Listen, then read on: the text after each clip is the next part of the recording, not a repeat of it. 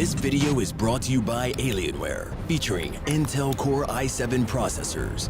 Start gaming. Hey guys, Jack here, and today we're taking a look at a recent massive patch applied to Rainbow Six Siege. The game has been getting a lot of updates recently, and there's been another big update in the past week. The latest patch, titled 2.3, brought with it more changes to spawn locations, as well as a load of balance changes and netcode improvements. So let's get stuck in to the nitty gritty. But just before we dive in there, as you saw at the start of the video, this is sponsored by Alienware, and if you want to check out their systems, there's a link down in the description below. I recently did a video on ultra widescreen gaming using a monitor and a ridiculous PC they sent me. It's linked in the annotation on the screen there if you fancy taking a look. So then, back to the siegening.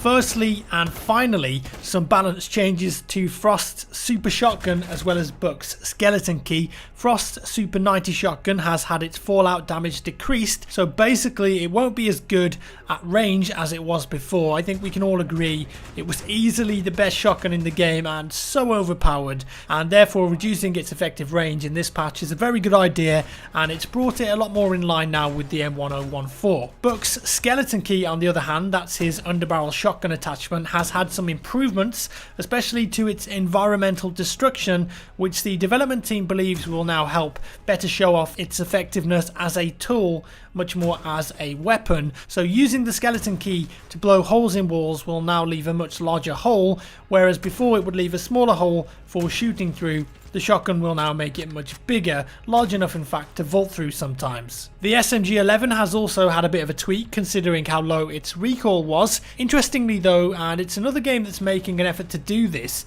it's actually being tweaked differently between consoles and on PC. On PC, the weapon will no longer center back after a shot as fast as it did before, and the recoil has also been made a bit more unpredictable. Now, I personally don't really agree with that. They've said that the recoil was too vertical and too easily controlled, which I do agree with, but I don't like weapons having unpredictable behavior and recoil, because that makes it random, which really I don't think that's how it should be in video games. I don't mind it having large amounts of recoil and spread, but it should be a roughly predictable pattern so a player can master the weapon and eventually manage to control that to some degree. It should have large recoil, both vertical and horizontal, but it should be done in a way that skilled players can learn the pattern, is what I'm trying to say here. Unpredictable or random weapon control isn't really the answer in my opinion. On consoles though, that change is different. The rate at which the camera rises has been increased, doubled in fact.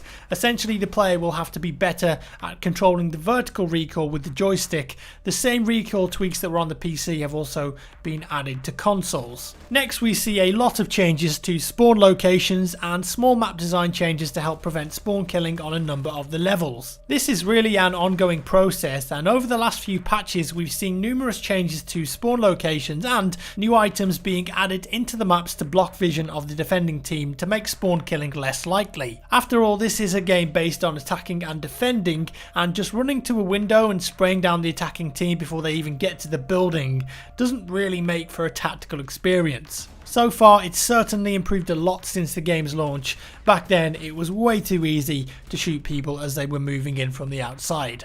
What's next on the list of improvements then? Well, hit registration of course. There are some long-term plans in place for improving the hit registration or netcode in Rainbow Six Siege, and so I think this is a slower process, but at least there are some small improvements with every patch that's released. In this patch, lag compensation has been improved to give more of an advantage to the player with the lowest ping. In theory, this should help the very overpowered peeker's advantage that we've seen within the game.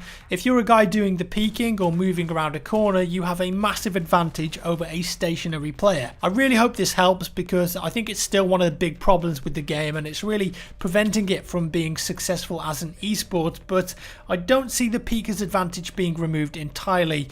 As well as this though, a number of hit registration bugs have been fixed, which is great. Ranked matchmaking hasn't gone untouched either. Again, long-term plans are in place to improve the experience, but for now some short-term fixes. Ranked games will no longer start if there aren't 10 players in the lobby. Seems pretty logical, right? But unfortunately, games have been starting after a player has left the lobby, but before the game has started, putting people in a 4 versus 5 situation. Not ideal, of course, and very frustrating for the team with 4 players. If someone now leaves a lobby, the game won't start and that system will find a replacement. Now, there are a couple of problems with this system, I think, that Ubisoft themselves have already noticed. One of the big ones being this: what's to stop a player from joining a lobby, seeing the other player's ranks and kill death ratio, etc., and then going, nah, GG, don't really want to play against those guys, I'm going to lose, I'm off. That's going to happen, and Ubisoft apparently are working on a solution of possibly hiding those elements from view in a lobby, or giving a player an abandon for leaving a full lobby. Neither of those solutions are in place just yet though, but I expect them to be implemented pretty quick. And sticking with the ranked matchmaking theme, there have been some fixes in relation to reconnecting to games that you've been disconnected from. Maybe your game crashed or your internet disconnected and you get removed from the game and you try and rejoin, but wait, there isn't a reconnect button and you're left alone all in the cold. Hopefully that won't happen anymore, or if it does, it's going to be a very rare occurrence. It will now also let you reconnect even if you intentionally quit the game, which I think is the right thing to do. The game does have a casual matchmaking as well though, we can't forget that, and that's had some love in the previous patch, and it seems that that's had an effect, meaning the matchmaking system was providing much more balanced games, and that's the kind of feedback that they've been seeing on Reddit and on the Ubisoft forums. Other changes include being able to now reconnect to a custom match, and also some improvements to the spectator camera as well, although I've not really used that. There's been some extra countermeasures put in place too behind the scenes to find potential cheaters, something which I'm sure we can all agree is a good thing. As you can imagine, there are a significant amount of bug fixes as well, and in that regard the team are doing a really good job to improve the overall game experience. A few more tweaks to the hit registration and the game will be in a pretty good place. I'm still playing Rainbow Six Siege and enjoying it. I just wish there were more maps and operators being released at a more frequent pace. So there we go guys, I hope you enjoyed this update video. I know there was a lot to cover there in the patch, but hopefully that's checked off most of the main boxes for you and you've now got a better understanding of what we're dealing with here. As always, let me know your thoughts down in the comments below. Thank you for watching guys, give me a thumbs up if you enjoyed the video, a thumbs down if you didn't, and I'll see you in the next one.